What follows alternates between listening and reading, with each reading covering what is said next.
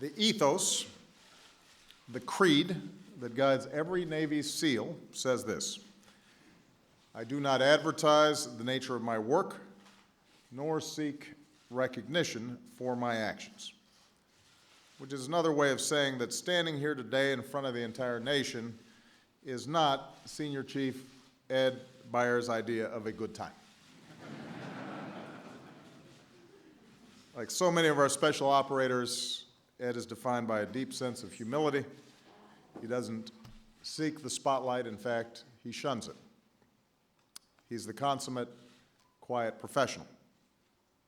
I imagine there are a lot of other places he'd rather be than in front of all these cameras. Back in Coronado for another Hell Week, holding his breath under dark, frigid water, spending months being cold, wet, and sandy. I'm sure there are other things he'd rather be doing. But the Medal of Honor is our nation's highest military decoration. And today's ceremony is truly unique, a rare opportunity for the American people to get a glimpse of a special breed of warrior that so often serves in the shadows. We're a nation of more than 300 million Americans. Of these, less than 1% wear the uniform of our armed forces. Of these, just a small fraction serve in our special operations forces. Among those who train to become a SEAL, only a select few emerge and earn the right to wear that golden trident. And consider this: in the entire history of the Navy SEALs, just 5 have been awarded the Medal of Honor. Their names have become legend: Norris, Carey, Thornton, Murphy, Mansour, and now a 6th, Byers. Among the members of the Medal of Honor Society who are with us, we are especially honored by the presence of Tommy Norris and Mike Thornton.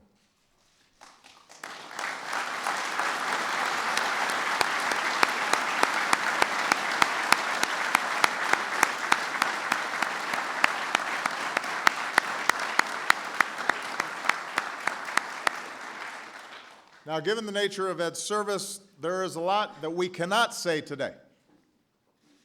Many of the operational details of his mission remain classified. Many of his teammates cannot be mentioned, and this is as it should be. Their success demands secrecy, and that secrecy saves lives. There are, however, many distinguished guests that we can acknowledge, including members of Congress, leaders from across our military, including the Navy. In fact, this may be the largest gathering of special ops in the history of the White House. Among them, we have from Special Operations Command, General Joe Votel and Vice Admiral Sean Pybus. From Joint Special Operations Command, Rear Admiral Tim Szymanski. And from Naval Special Warfare Command, Rear Admiral Brian Losey and Force Master Chief Derek Walters. For America's special operators, this is a little bit of a family reunion, and it's wonderful to have them all here. Most of all, we welcome Ed's wonderful family. His wife, Madison, who, like so many military spouses, has kept their family strong back home while Ed has been deployed. Their spectacular daughter, Hannah, who is a competitive figure skater and looks the part. Ed likes to jump out of planes with a parachute, and when he's not skydiving, he's driving his 1976 Shovelhead Harley. When he's not out riding, he's staying in shape with Hannah, who is apparently his workout partner. It's good when your trainer is a Navy SEAL. We also welcome Ed's mom, Peggy, who I understand had one question when Ed told her about this ceremony. Do you think I can come?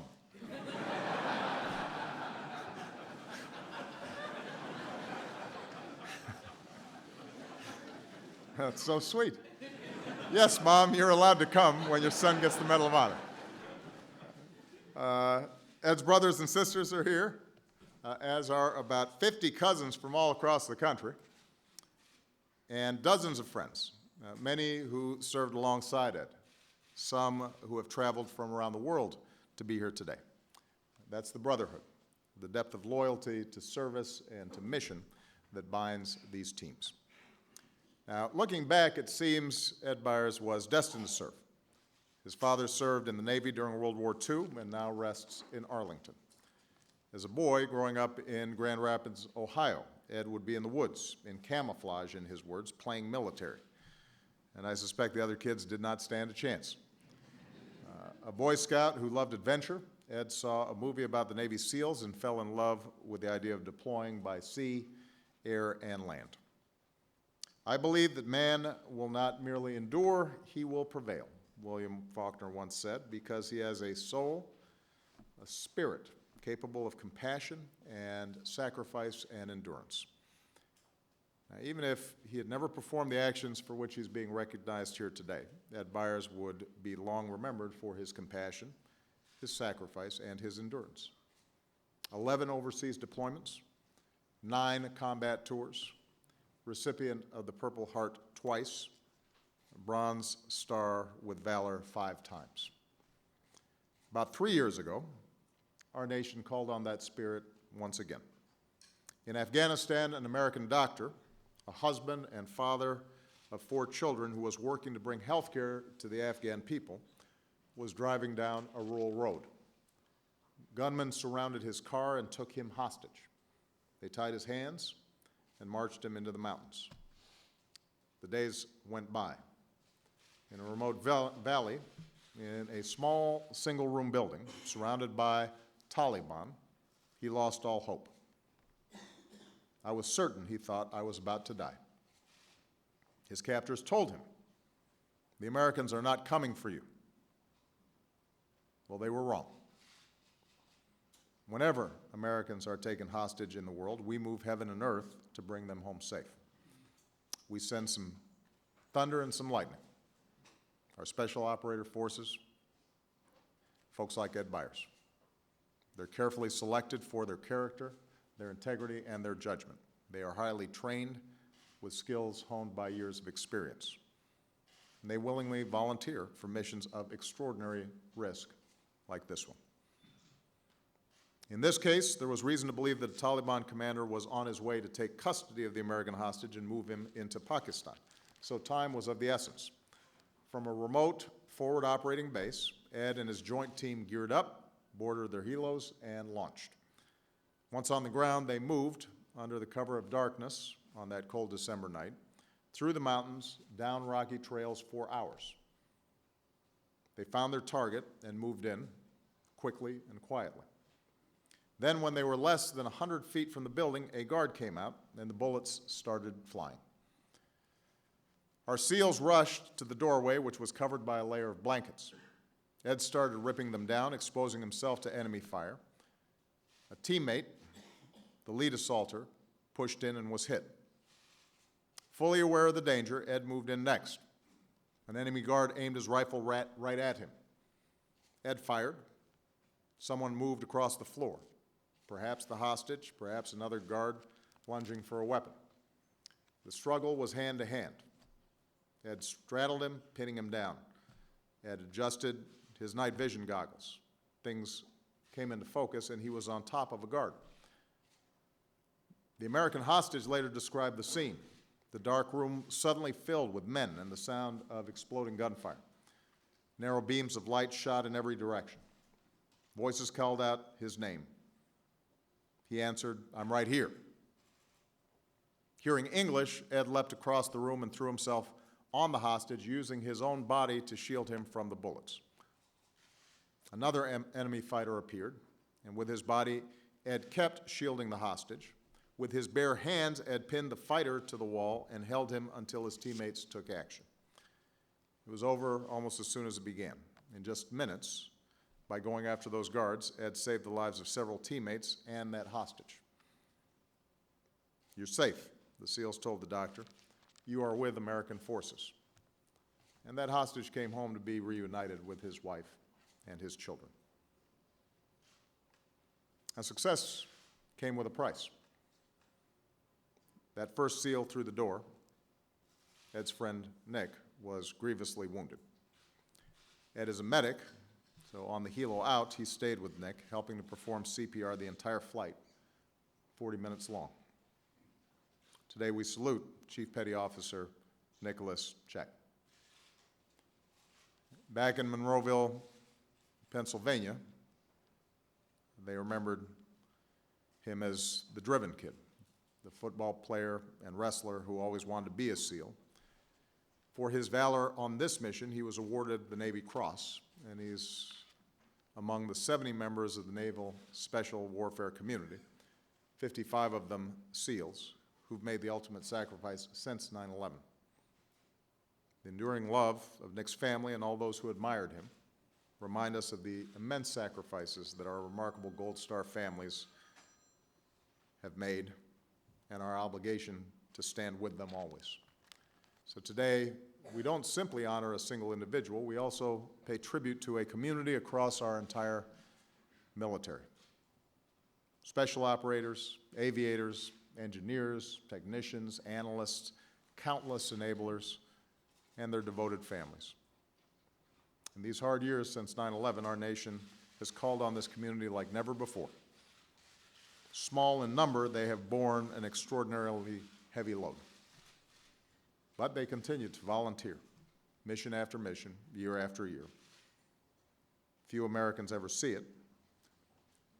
I am truly privileged and humbled that as Commander-in-Chief, I do get to see it.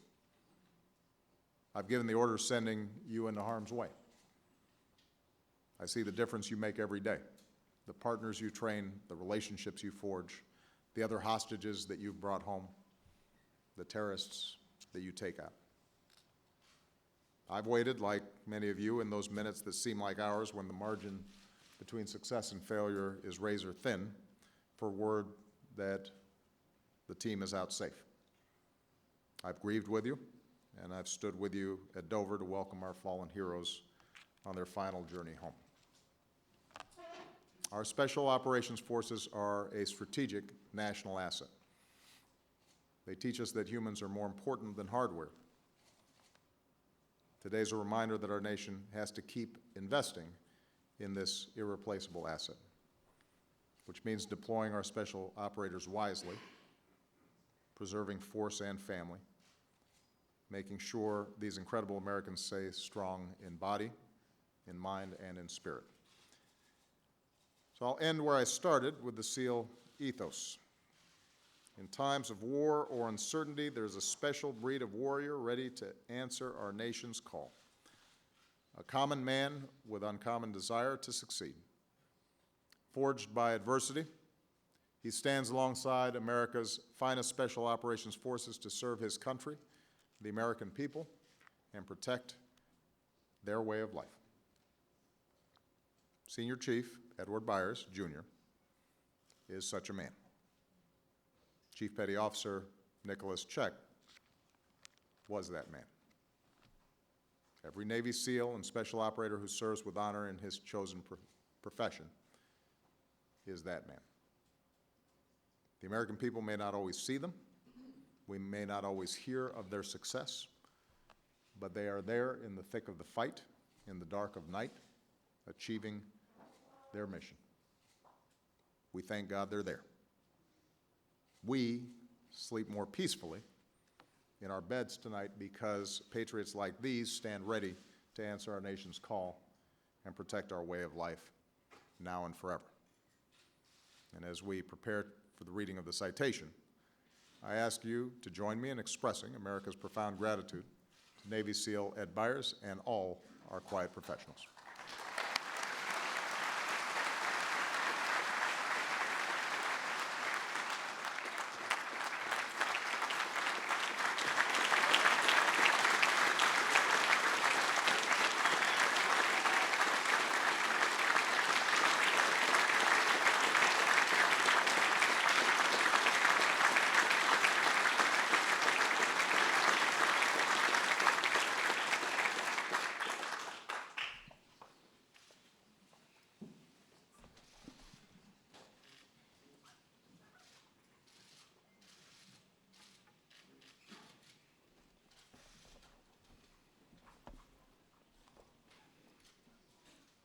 The President of the United States, in the name of the Congress, takes pleasure in presenting the Medal of Honor to Chief Special Warfare Operator Edward C. Byers, Jr., United States Navy, for conspicuous gallantry and intrepidity at the risk of his life above and beyond the call of duty as a hostage rescue force team member in Afghanistan in support of Operation Enduring Freedom on 8 to 9 December 2012. As the rescue force approached the target building, an enemy sentry detected them and darted inside to alert his fellow captors. The sentry quickly reemerged and the lead assaulter attempted to neutralize him. Chief Byers with his team sprinted to the door of the target building. As the primary breacher, Chief Byers stood in the doorway fully exposed to the enemy fire while ripping down 6 layers of heavy blankets fastened to the inside ceiling and walls to clear a path for the rescue force. The first assaulter pushed his way through the blankets and was mortally wounded by enemy small arms fire from within. Chief Byers, completely aware of the imminent threat, fearlessly rushed into the room and engaged an enemy guard aiming an AK-47 at him. He then tackled another adult male who had darted towards the corner of the room. During the ensuing hand-to-hand struggle, Chief Byers confirmed the man was not the hostage and engaged him. As the other rescue team members called out to the hostage, Chief Byers heard a voice, respond in English, and raced towards it. He jumped atop the American hostage and shielded him from the high volume of fire within the small room. While covering the hostage with his body, Chief Byers immobilized another guard with his bare hands and restrained the guard until a teammate could eliminate him. His bold and decisive actions under fire saved the lives of the hostage and several of his teammates. By his undaunted courage, intrepid fighting spirit, and unwavering devotion to duty in the face of near certain death, Chief Petty Officer Byers reflected great credit upon himself and upheld the highest traditions of the United States Naval Service.